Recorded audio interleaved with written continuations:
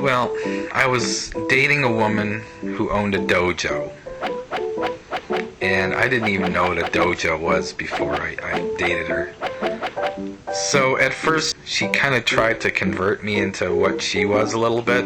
For example, she tried to get me to wear spandex jogging pants. So that didn't go well. And she also tried to get me into Birkenstocks, which I didn't take to because, I feel like I should be on some commune in the 60s.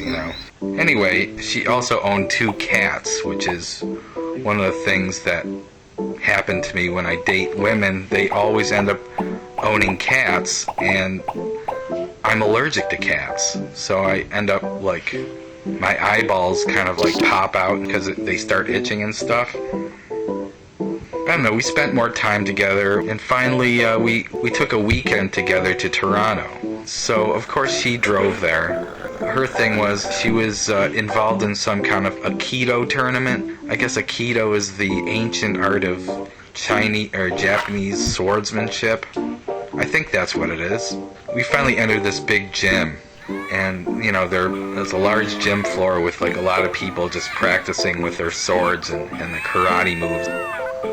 She introduced me to her sensei. He was this small Asian guy, and he looked at me, and I felt kind of uncomfortable. He shook my hand, and I think he bowed, and I didn't know whether to bow back. I did. I tried to be like them. She ended up going in the middle of the gym floor and practicing her Aikido, and she told me that it was going to take a long time, so maybe I could go out and check out the city and stuff.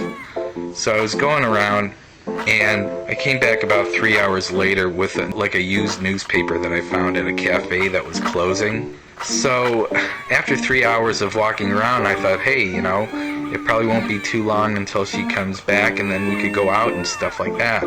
But an hour and a half later, I was still there. So I was increasingly getting restless. I started reading the paper, and I put my feet up on an adjacent chair because the chairs, those plastic fold-up things, were uncomfortable. As soon as that happened, she saw this, and she immediately came over to me and started yelling at me for violating the rules of the dojo. You can't behave this way in a dojo, it's sacred. So she got all pissed off, she humiliated me in front of everybody. I felt like, what am I doing here, That's when the relationship kind of went downhill. And I guess there was this other time I was kind of getting amorous when she didn't want to, and she threatened to break my neck. I knew it was over then. I learned something from this experience. After this, I really believe that people who are heavily into the martial arts, they don't really talk to you as much as they observe you, because I think secretly and deep down inside, they're just looking for the kill shot. So if that's the case, I really don't know where I fit in there.